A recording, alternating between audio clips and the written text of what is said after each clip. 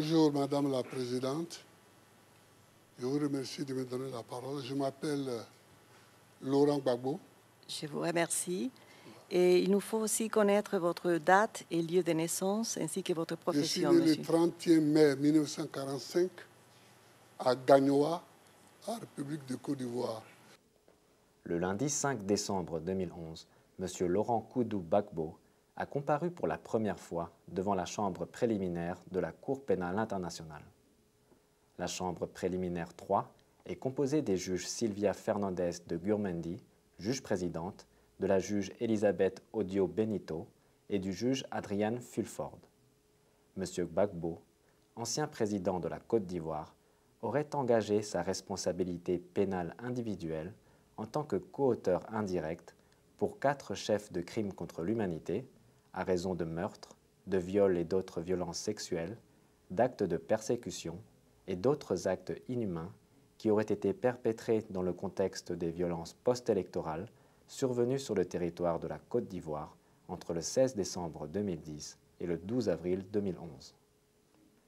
M. Gbagbo a été remis à la CPI le 30 novembre 2011 en vertu d'un mandat d'arrêt délivré le 23 novembre 2011 et a été transféré au quartier pénitentiaire de la Cour. Lors de l'audience de première comparution, en présence de l'accusation et de la défense représentée par maître Emmanuel Altit, la chambre préliminaire 3 a vérifié l'identité de M. Gbagbo et s'est assuré qu'il a été informé des crimes qui lui sont reprochés et des droits que lui reconnaît le statut de Rome. Premièrement, mes collègues et moi avons besoin de savoir comment cela est exigé par l'article 60 du statut de Rome, si vous avez été informé des crimes qui vous sont reprochés. Monsieur Gbagbo, s'il vous plaît. Oui, madame, j'ai été informé. Est-ce que vous souhaitez qu'on vous relise les crimes qui vous sont reprochés dans le mandat d'arrêt?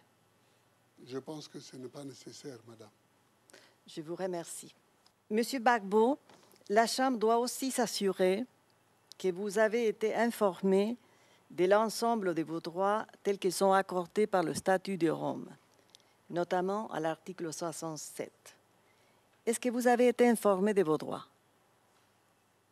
Oui, madame. Je vous remercie. Monsieur Gbagbo, je m'adresse à vous une nouvelle fois pour savoir si vous avez des observations à formuler sur les conditions de votre remise à la Cour pénale internationale, ainsi que sur les conditions de votre détention au siège de la Cour à La Haye depuis votre arrivée.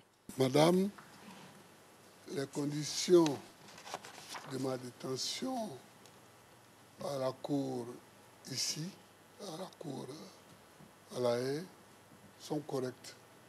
Ce sont les conditions normales de détention d'un être humain. Mais c'est mes conditions d'arrestation qui le sont moins. J'ai été arrêté le 11 avril 2011 sous les bombes françaises. Je suis venu sans rien, sauf avec mon pantalon et ma chemise. Sans rien du tout. Si on m'accuse, c'est qu'on a des éléments de preuve pour m'accuser. Donc, je comparais, je vais voir ces éléments de preuve, je vais les confronter à ma vérité, à moi, et puis vous jugerez. Ici bon, on vit normalement, hein. Ici, y a pas de... Ici, je n'ai pas de problème. Ici, je n'ai pas de problème. Voilà. Voilà, madame. La Chambre a fixé la date d'ouverture de l'audience de confirmation des charges dans cette affaire au 18 juin 2012. Une audience de confirmation des charges sert à déterminer s'il y a des motifs substantiels de croire que le suspect a commis les crimes qui lui sont reprochés. Si la chambre préliminaire décide de confirmer les charges, elle renverra l'affaire devant une chambre de première instance, laquelle sera chargée de conduire la phase suivante de la procédure, à savoir le procès lui-même.